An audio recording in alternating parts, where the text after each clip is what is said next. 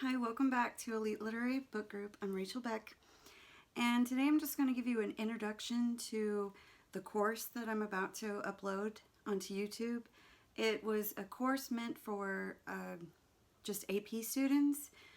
Obviously, if you want to study literature, you're in the right place. You could just look at it as a way to write an essay because, you're probably going to be asked to do that if you're reading this in a class or something like that.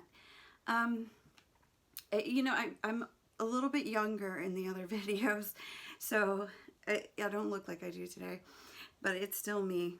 And I guess today what I should start off with is some criticism. Okay, so I'm not feeling very organized because when I do introductions, I have so much I want to say, and then I know you don't have all day. So anyways, thanks for watching. And this is for Their Eyes Are Watching God. I haven't mentioned that. But you know what, let me just say this. The book was actually rediscovered, or you could say even better, resurrected. This would be a good introduction. By Alice Walker. And Alice Walker, she's a black female writer. She's looking for someone in the canon to perhaps emulate, a model, a mentor, role model, something like that. And there's almost a non-existent list for her. And I think she finds Hurston in a footnote. And then she discovers her work. Most of Hurston's work was out of print by this time, if not all of it. Anyway, so she ends up finding her. She ends up finding out about her and then about her experience in the Harlem Renaissance. And she was an incredibly important figure who just was lost in obscurity by the end of her life and was actually in an unmarked grave. So Alice Walker actually gets her a grave. It says Genius of the South, and I think she mentions that Hurston is an anthropologist and a folklorist, and a writer. And after she resurrects her work, people start reading it again. This is a generation later, and they find out that it's really a masterpiece, and that's why it's on the AP list. That's why I'm going to talk about it. But not everybody liked it. Not everybody liked Hurston. I think they did at first. When she first came out, she was a major personality, and it's really kind of how she got to do a lot of things that other people didn't do because she had such charisma about her.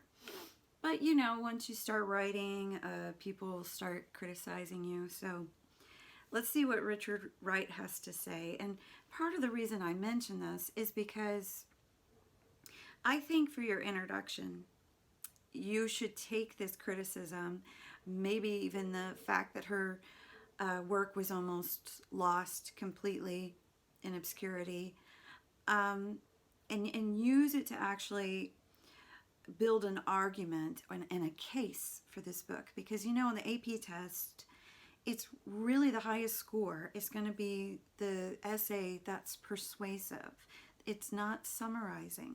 And I know, let me just say this really quick, that in my other videos that I'm going to upload, at that time, the highest was a 9. So I'm going to keep saying, you got to make a 9.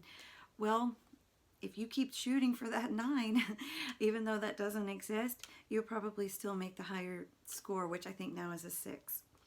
They still want the same thing, though. And so when you make a claim, you make an argument, and this will make you have to analyze the text.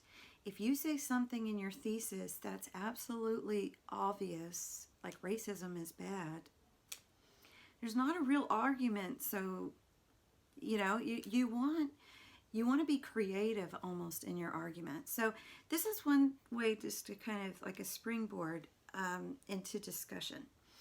Richard Wright says that the novel had no theme, no message, no thought.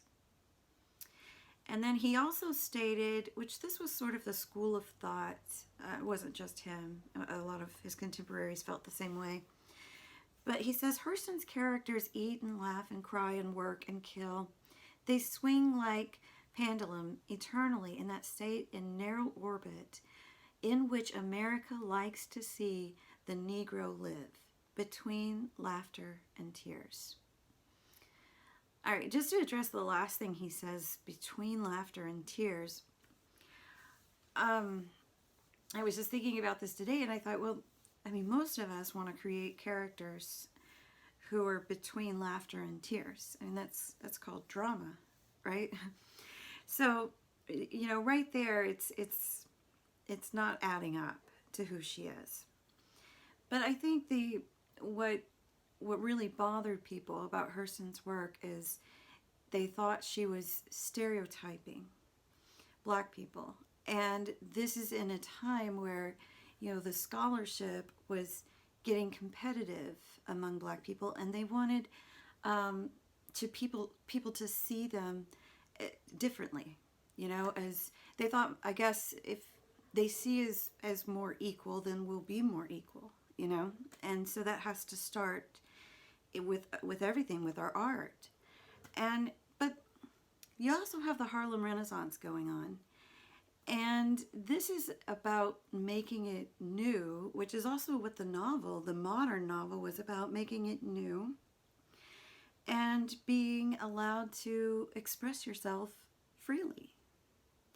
So, you know, if I said to a jazz player during the Harlem Renaissance, you know, you should knock that off and just play classical music or no one's going to take you seriously, that would be really stupid advice, right? I mean, it wouldn't be any fun, and it wouldn't, you know, speak to someone's creative sensibility. And Hurston didn't feel like there was, like she didn't feel like she needed to apologize for using the language that she does, which you can call Black vernacular or Black dialect. Even when you read it, she will phonetically spell how you're supposed to say it. So, you know, when I've taught ESL students, sometimes this is very difficult because it is misspelled. On the other hand, like I've showed them, it actually is easier to read because it's more phonetically correct. You know, once you get used to it, you realize that, you know, like when she's saying, well, my or something like that might be spelled M-A-H, or I maybe A-H. But when you actually get into a rhythm, and that's probably a good word to use in your essay, a rhythm, because you also want to describe her prose as being lyrical. It's like jazz, you know, and what she does with a voice that's, for one voice, that's Janie's, okay? And then another voice is Hurston's as an anthropologist, you know, looking at everyone from a distance. And it actually seems like the language after a while makes more sense the way it's spelled, because if you've ever tried to teach English to someone and you try to give them the rules, you're like, oh, there's this exception. Oh, yeah, usually we do this, but sometimes we do that. And so I actually kind of think it's, the way it's written is really unique, and it's exactly the way, phonetically, you know, if you were teaching children, it'd actually be easier to teach them the way that she writes. But it might be hard at first, so if it's hard for you, listen to it on an audio. But I wouldn't rely completely on the audio, because there's something to be said for sitting in silence and reading. I think you really capture the author's consciousness that way, and it becomes a part of you. And then so when you have to write about it, it seems to be more natural. So, but the audio may help you get started. So maybe you listen to the audio and read. And then once you get the hang of it and you catch the rhythm of the story, don't use the audio anymore. Just enjoy it in silence. I think that's the main problem with reading. I don't really think we have a reading problem. I think we have a silence problem. But at any rate, let's go back to Wright's criticism, because there's more I want to say about this. Another thing that I should point out is where Richard Wright is coming from. he's from Mississippi. He grew up with Jim Crow laws. He's pretty much faced them all his life. And Hurston didn't grow up that way. She actually grew up in an all-black community in Eatonville, Florida. And it was a very unique experience. And it actually, I think, was probably really good for her self-esteem, because she has really good self-esteem. What she says about discrimination is, I have it here, but she said she can't imagine being discriminated against. I mean, why would anybody deprive themselves of my company, she says. And so, I just don't think that she was made to feel inferior. And Willa Cather once said that, what the material that writers have is accumulated by the time you're 15. So if you've listened to my other, lectures, especially in the coming of age, you'll know that, what happens to you in your formative years is really going to determine your purpose, I think, later on. It just becomes very much a part of you. So that was, Richard Wright wrote a wonderful book that's called Black Boy. Black Boy was actually a memoir written, about his childhood, and really addresses racism, but it also addresses poverty.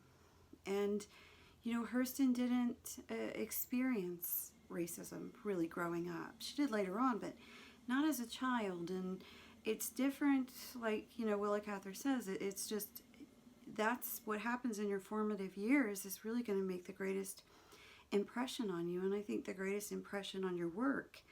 Hurston had more of, let's say, daddy issues with her father. Wright did too. But with Hurston, she really loved her mother, and her mother was so encouraging and would encourage her to read and all that kind of stuff. And then her mom died when Hurston was only 9. And then her dad, who was, I guess, a womanizer and a preacher, he remarried very quickly. I sometimes think the dad might be Joe in the story, because, Joe has the big voice, and he realizes this is how you, dominate over other people. This is how you get control. And he learns this because he's been around white people, and he sees, the more obnoxious you are, the more people will follow you. And so anyways, Hurston's wound, I guess, is not the same as Wright's, because she had a very different childhood experience. She was nonetheless, must have abandonment issues, because she was sent off to school after he remarried, which turned out to be a good thing. But, still, it's pretty young. So that's another reason that, she can't write in the same tone and feel, the same injustice that Richard Wright. And I just want to say one more thing about stereotyping, because it's actually something that's relevant today. I was once listening to Tyler Perry talk about the way he's been criticized by people. And he brought up Hurston in a commencement speech. I was totally not expecting that, but he did. And he talked about how she was sort of alluded, anyways, to how she was criticized. And then he said that, he kept waiting for the enemy to attack him, and he had no idea that the enemy would end up in his own backyard. And what he was saying was that he couldn't believe that most of his critics were black, and they didn't like how he was representing black people, and they didn't, they just didn't want that image, okay?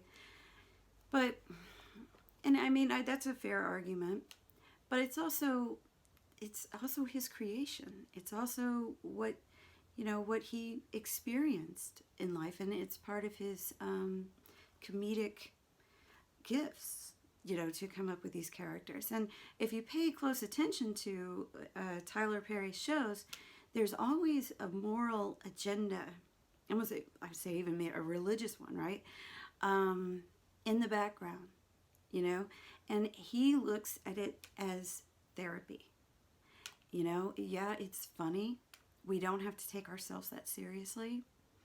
But there's also a way of, there's also embedded like a lesson, you know. He's very deep that way, and I just have a lot of respect for him. But at any rate, you know, if you're successful, you're going to be criticized. Especially if you're as successful as Tyler Perry, for sure. So let me see, what else? Also, Stephen Watson, the author of Harlem Renaissance, describes Hurston as outrageous, unpredictable, and headstrong.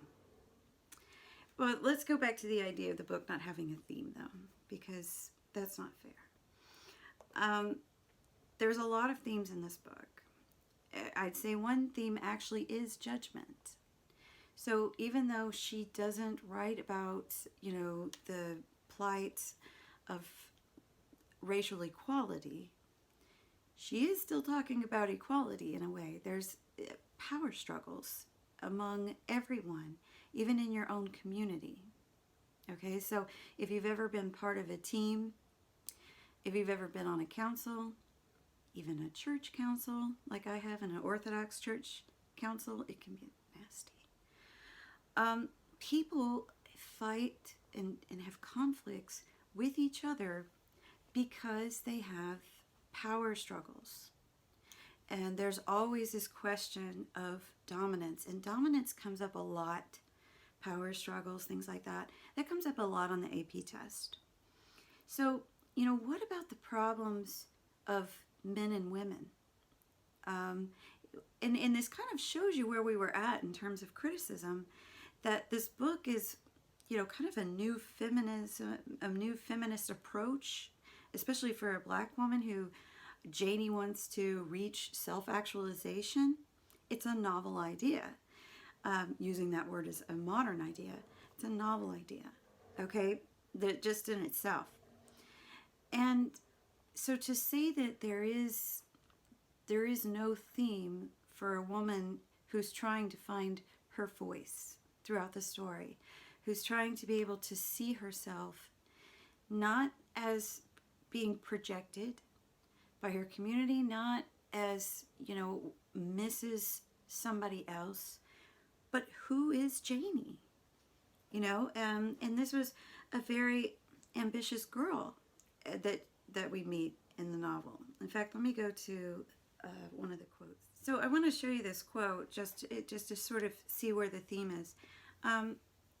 So Hurston has a similar experience, by the way, but Janie in the story is she was educated around white people, basically. And I know that I'm just confused because I just said Hurston, but this is Janie, the heroine in the story. So she was around a lot of white people, and she didn't know she was black. And then, you know, Hurston didn't know she was black because everybody was black. And so let me read this quote. So when they take a picture, and she's the only black girl in the picture. So when we looked at the picture and everybody got pointed out, there wasn't nobody except this real dark little girl with long hair standing by Eleanor. That's where I was supposed to be. But I couldn't recognize that dark child as me. That's you, Alphabet, somebody says. And she asks, well, where's me? And they say, well, that's you, Alphabet. Don't you know your own self? So don't you know your own self? It's classic. Know your own self. Know thyself, you know, is the advice.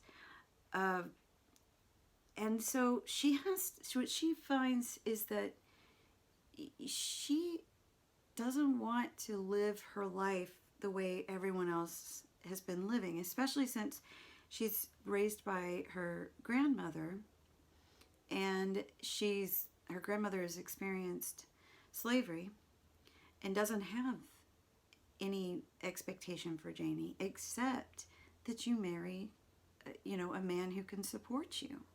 That's what women do.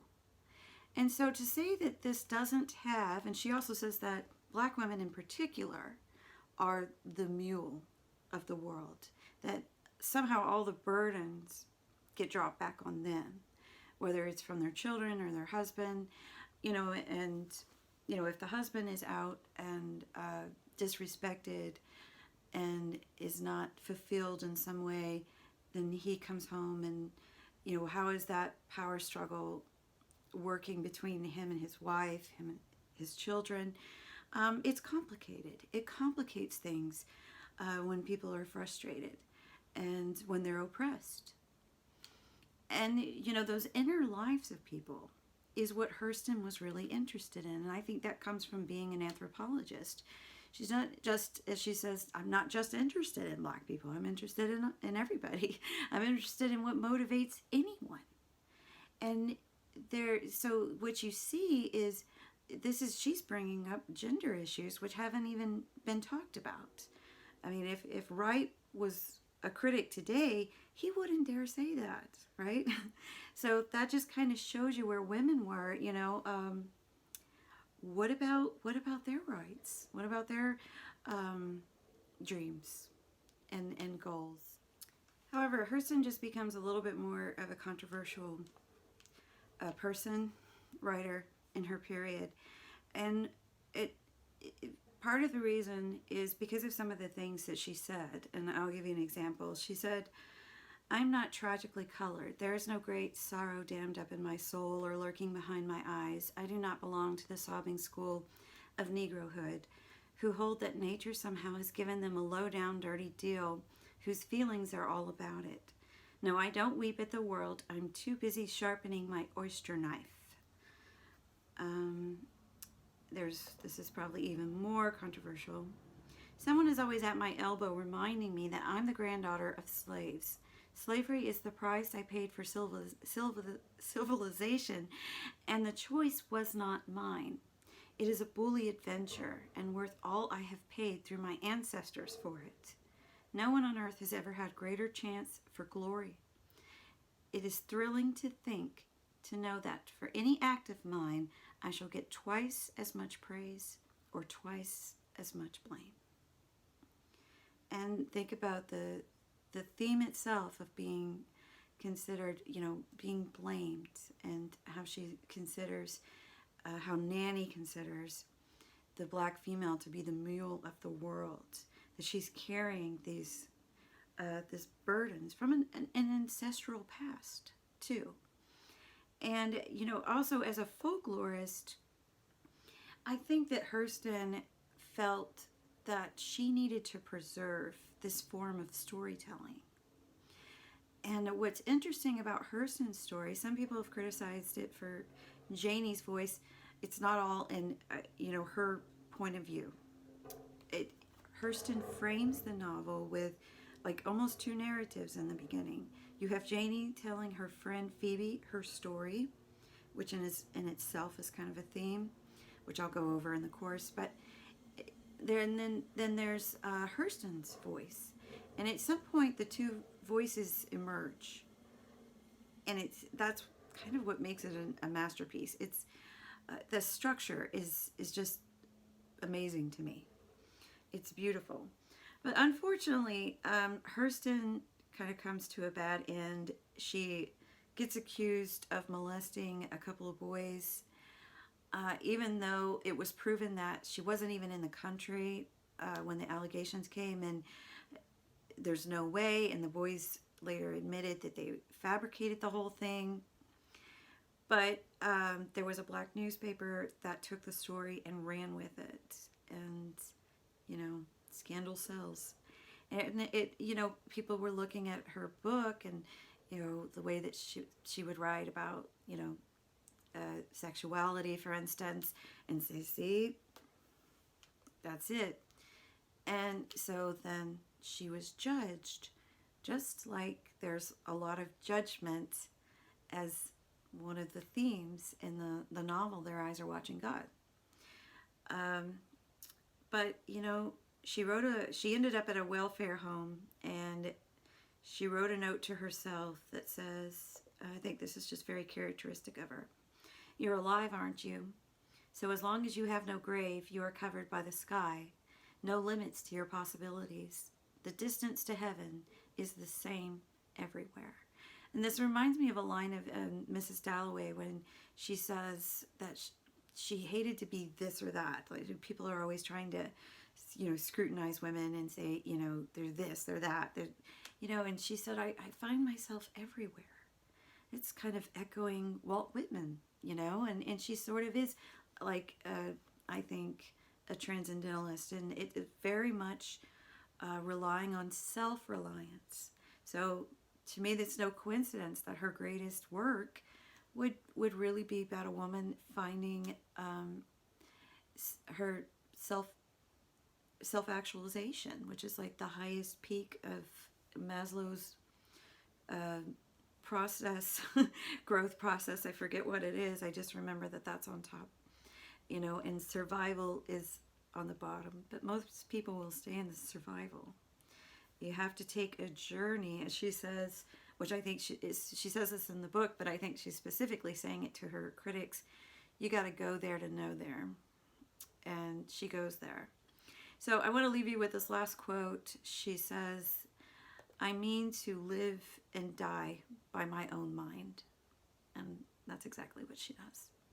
All right, I hope you'll join me. Thanks for watching. Bye.